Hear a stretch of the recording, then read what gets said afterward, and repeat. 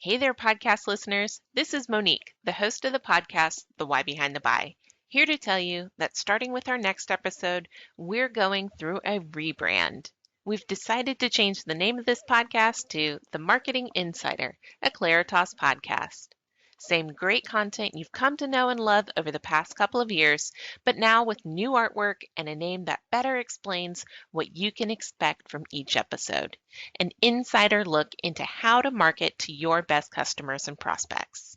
We hope you'll stick around with us, and we can't wait to come back with brand new episodes under our new name, The Marketing Insider, a Claritas podcast.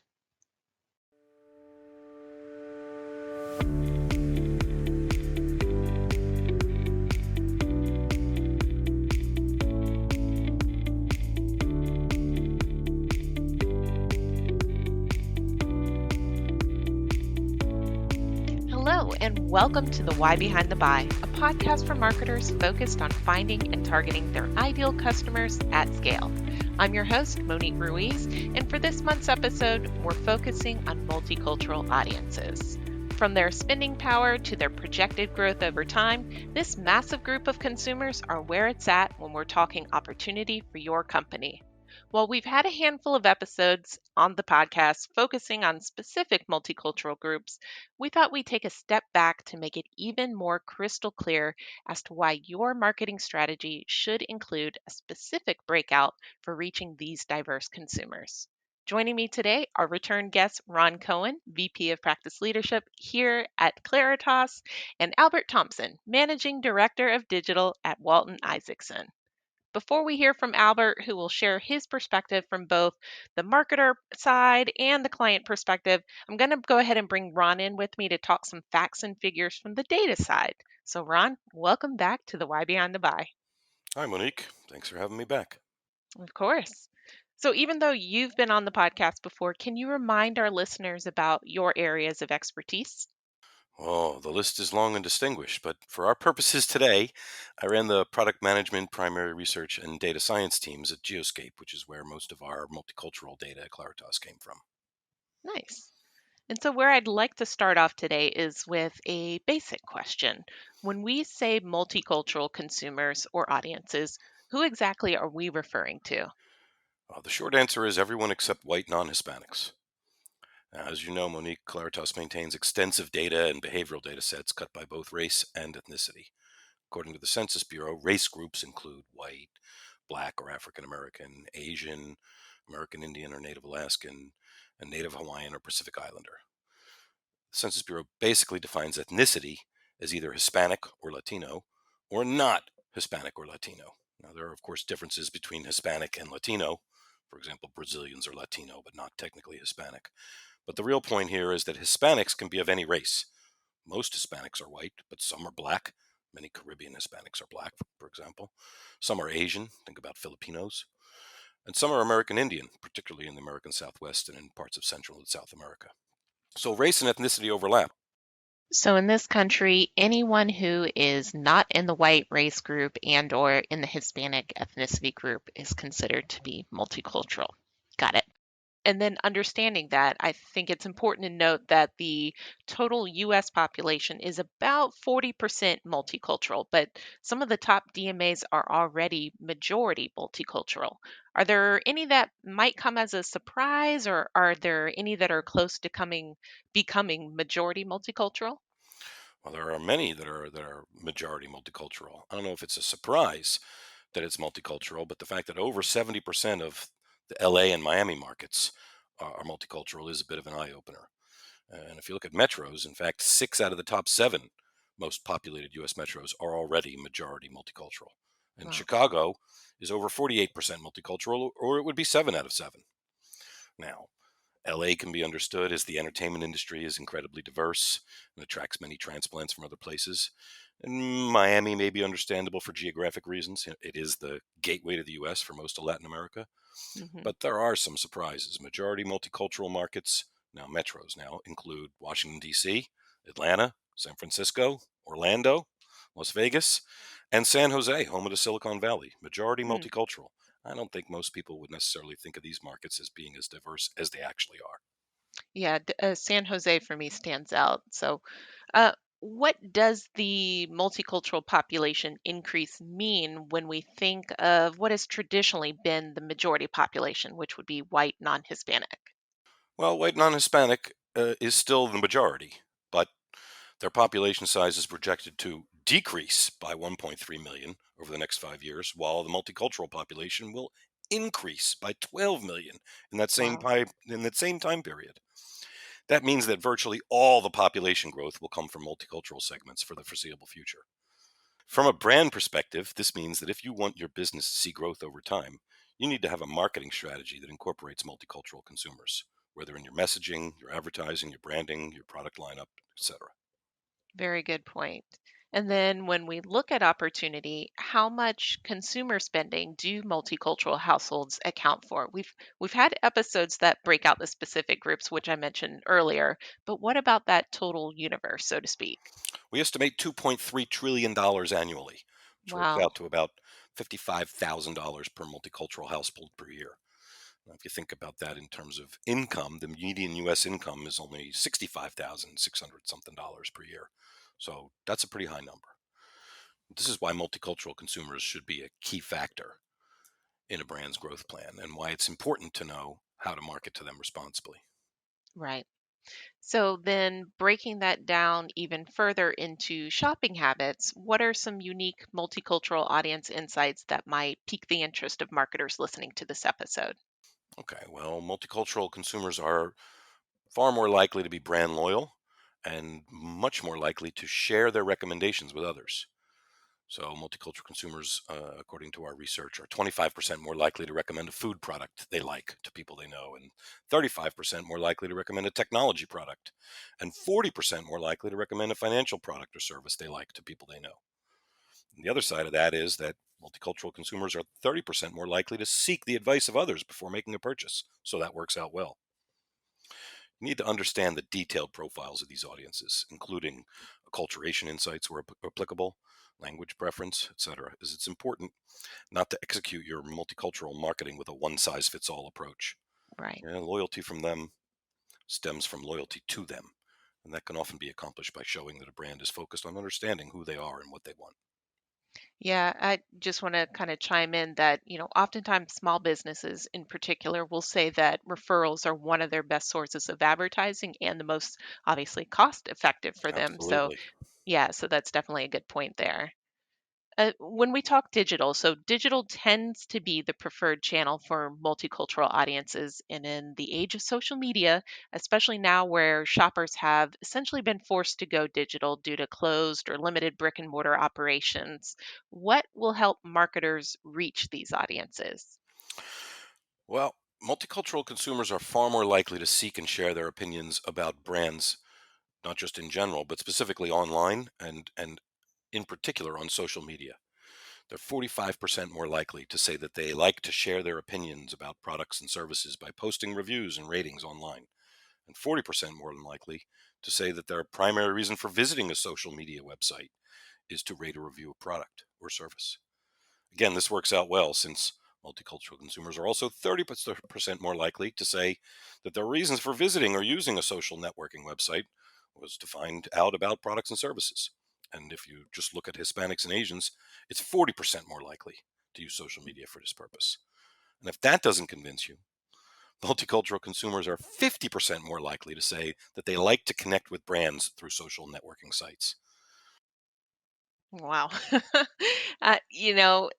Since they have those high tech adoption rates, one thing that I think about is they're likely visiting brand websites sort of anonymously, meaning they're not necessarily signing up for an email list or making a purchase. So when they're visiting anonymously, we have ways that we can help a brand uncover who's visiting a site and for retargeting efforts. And we actually talked about this in one of our an episode, probably two episodes back. So we're going to link that in the show notes. But aside from social networking sites, are there any other good digital channels to reach multicultural consumers with your marketing message? I like to listen to local radio stations online.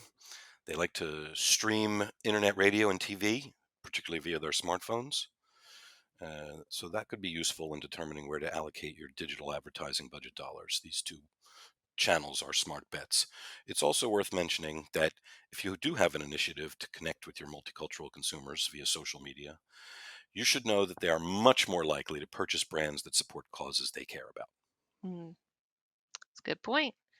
Well, Ron, this flew by, but I think you gave us some great stats out there for marketers listening to kind of take note of and answered a few questions that I think are, just folks just don't know the answers to. So you've given us some good food for thought and appreciate you taking the time to join us today. Thank you for having me, and I'll try to speak more slowly next time. All right, we're going to go into a quick commercial break. And when we come back, we're going to be joined by Albert Thompson, the Managing Director of Digital at Walton Isaacson. Hey, are you ignoring your most profitable customer base? What if I told you there were 4 easy steps to find out if you are? And it starts with tapping into your anonymous customer base.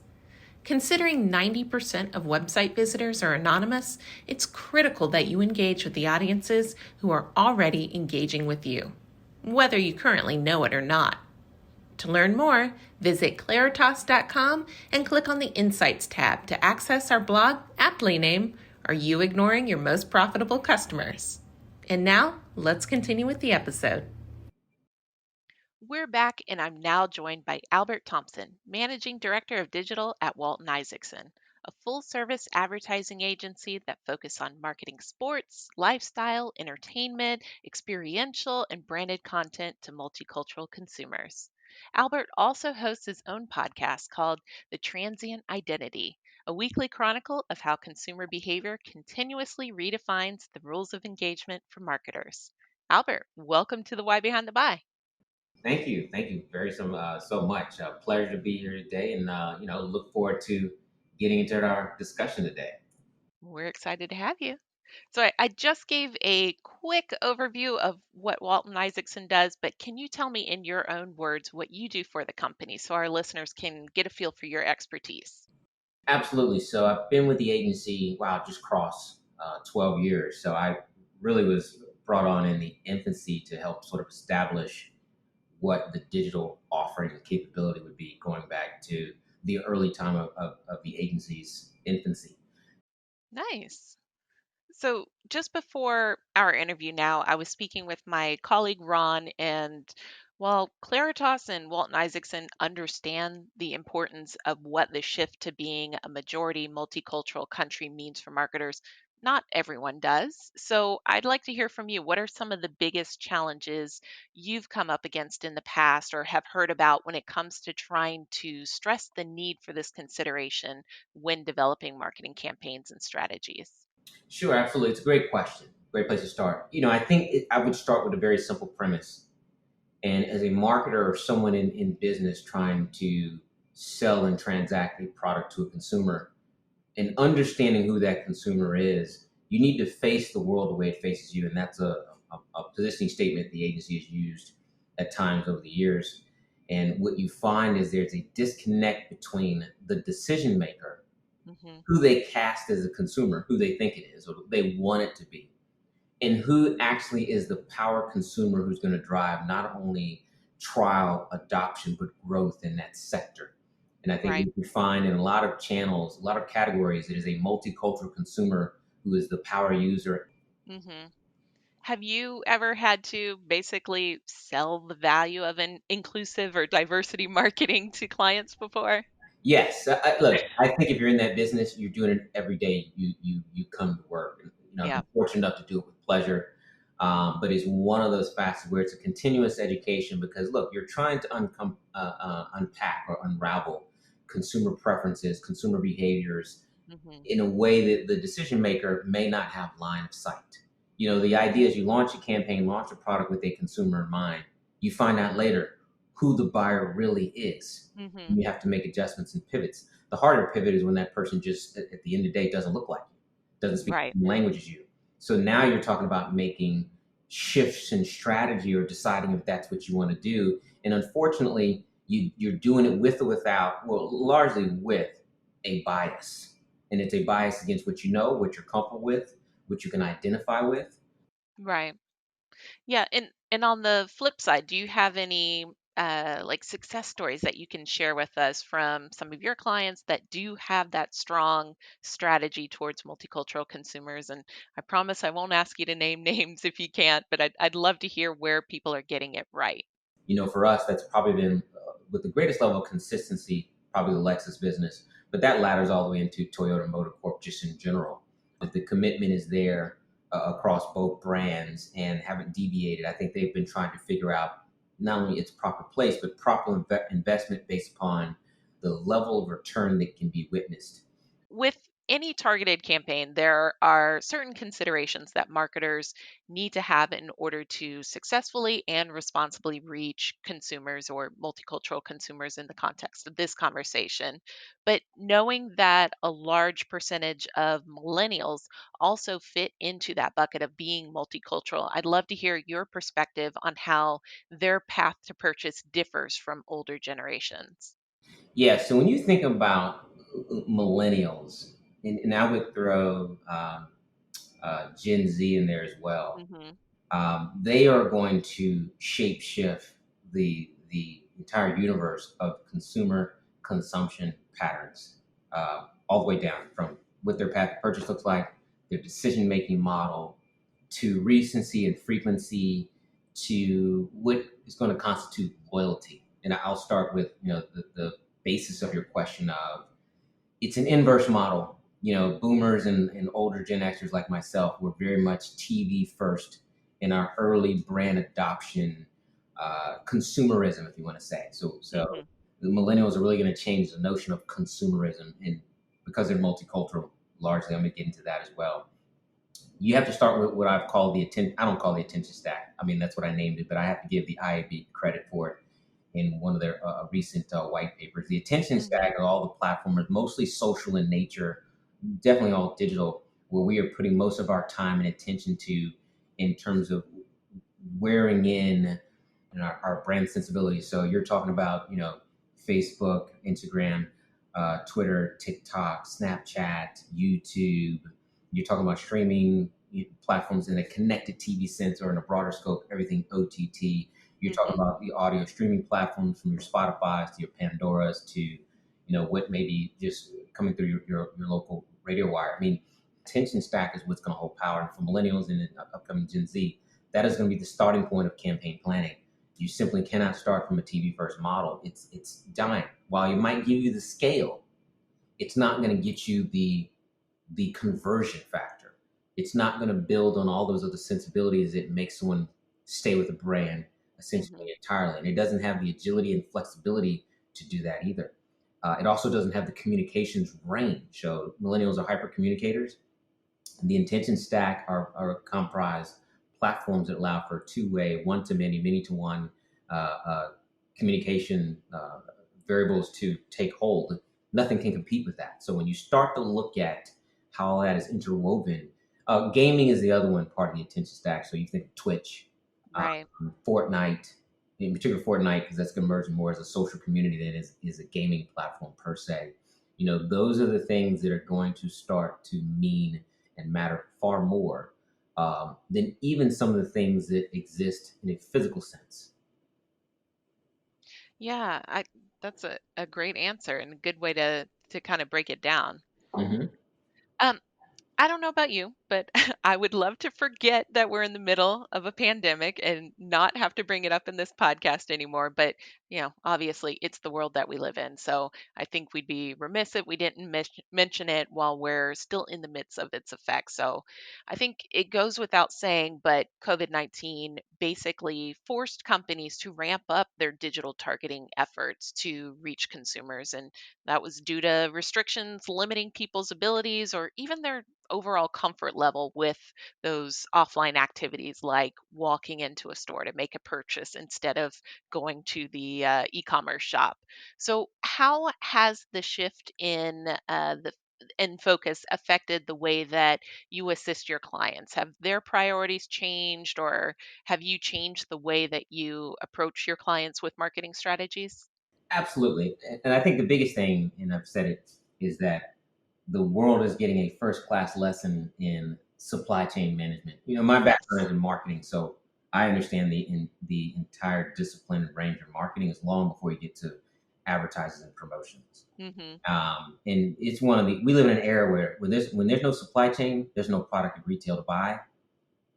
Thus, you don't exist, and neither does your marketing or advertising budget to support that. When you start to think about the notion of business planning, you have to understand that notion. You have to understand what happens in any type of lockdown situation if people can't get to the storefront. What does that mean? Can they make money? Or can there only be leads generated and reservations booked, but no one can experience the product? I think you found clients that felt that an online channel to procure wasn't as necessary because it had always been done a certain way. And now they've realized that the future viability is they have to open up the pipes for that path to purchase.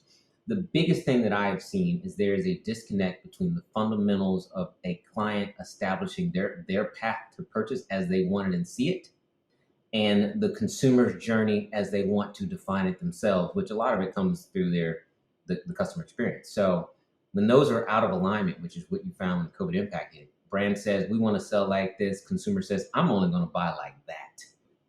So, okay, in addition to COVID being a major concern for basically brand health, consumers have been very vocal in the past few months calling for more diversity with the way that brands go to market. And you kind of alluded to this just a few minutes ago. But what advice would you give to a company who has essentially a diversity issue, whether they know it or have had the public point it out to them in recent months, if they actually want to rectify it in an authentic way? Yeah, I mean, you have to start with some universal truths. And let's start with a consumer truth. In particular, when you look at millennials and Gen Z, and if you add Gen X, that's 75% of the consumer buying audience that's active. So each of the generations, let's say they get a fourth, 25% attribution is different category by category. And let's start, with millennials and the Gen Z factor. Consumerism is being reshaped by half the people that don't represent you and how the business was built and who the decision makers are. That's a gap you have to acknowledge and be aware of. Yep. The younger generation is largely a multicultural consumer because you just look at population, birth rates, etc., and the fact that they're all rooted around pop culture and hip hop culture in the center, which is very much rooted in Black culture. You start to look at who's the driver of consumerism. That's another human truth, and it's not what it was even 10 years ago. And you have to acknowledge that. Then you have to sit there and say, okay, how are we going to understand that if the makeup of the leadership and decision makers don't reflect the consumer? The consumer is going to win. They're going to decide whether you're going to succeed or fail. So you have to get very oriented mentally quickly around understanding them. And then you start to say, well, what resources and tools do we need around us to better understand them, to i.e. sell more, make more of a profit? So that's the consumer truth piece. I think most organizations know their diversity scores are subpar. Right. There's a few historically that I think have done it well. Toyota Motor Corp in totality, a Verizon, an AT&T, a Coca-Cola, a Bank of America. There are no surprises here. I mean, these are the people sponsoring most of the multicultural efforts existing in the world today. Ford Motor Company is probably another one. But everyone else, not so much. Procter & Gamble is another one. What you find is that there's always a category leader who gets it, and then nobody else gets it at all. So if you look at each category, you could say American Express, yes. This competitor, no. Verizon, yes. You look at the other brands, they pick one or two, maybe one segment, but not all of them. I mean, it's fundamentally comes down to the difference in one or a couple of decision makers as to whether they get it, want to do it, or have no interest in it at all. And we're now at a place where everyone has to, or you just need to settle for different outcomes. And those different outcomes are going to be different product affinity, different levels of loyalty, different overall revenue, and a different stock price. Yeah, I think that's a good way to put it. And again, it's a little bit of a sink or swim, even more so now than it was before. It is. And I think the other thing is the level of consumer accountability and voices in the industry that if you don't, your standing is essentially going to go pop.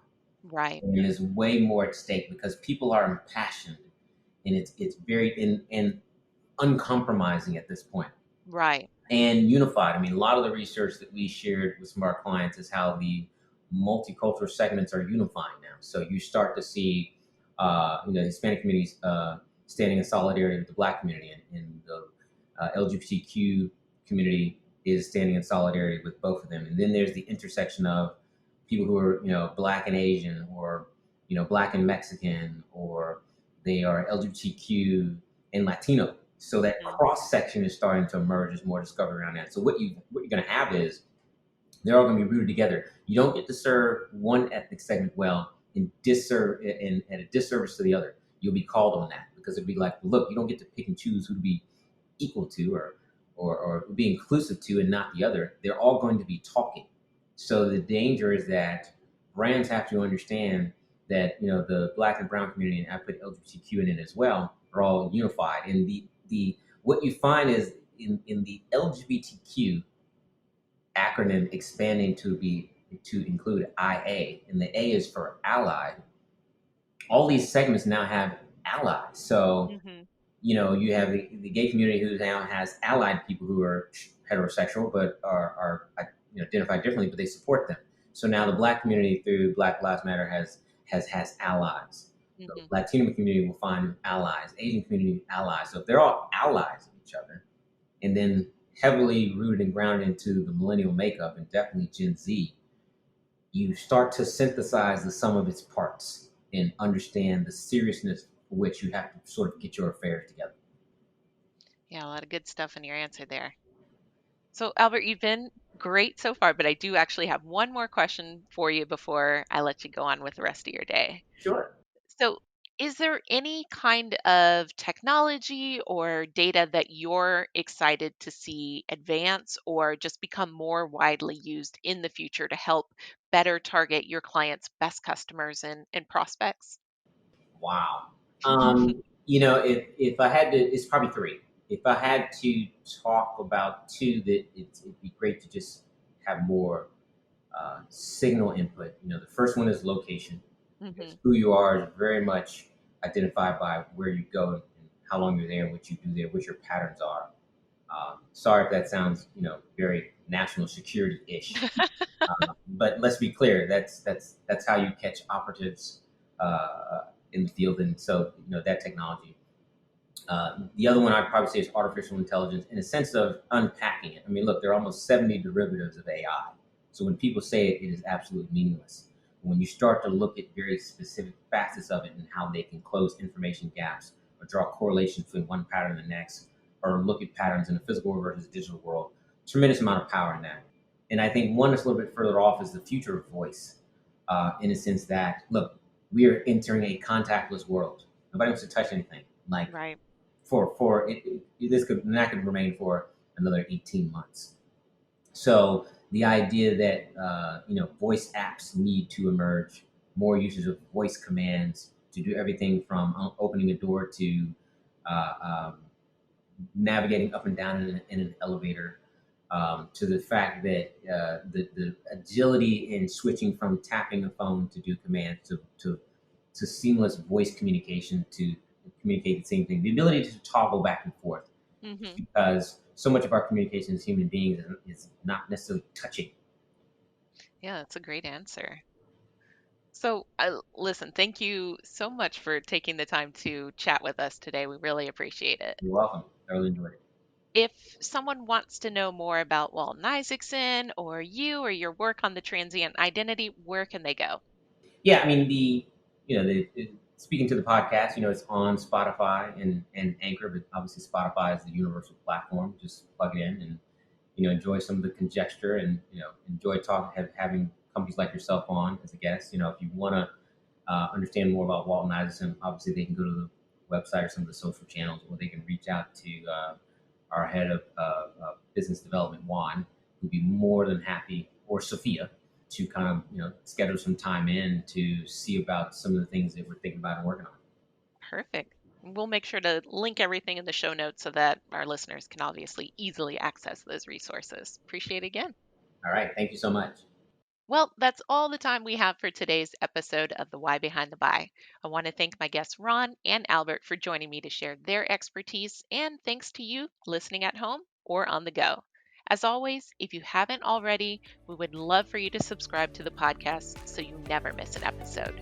Rate us 5 stars, share with a friend, and leave us a positive comment. If you enjoyed what you heard today and want to learn more about multicultural audiences, visit our website at www.claritas.com. And with that, we'll see you next time for a brand new episode. Bye now.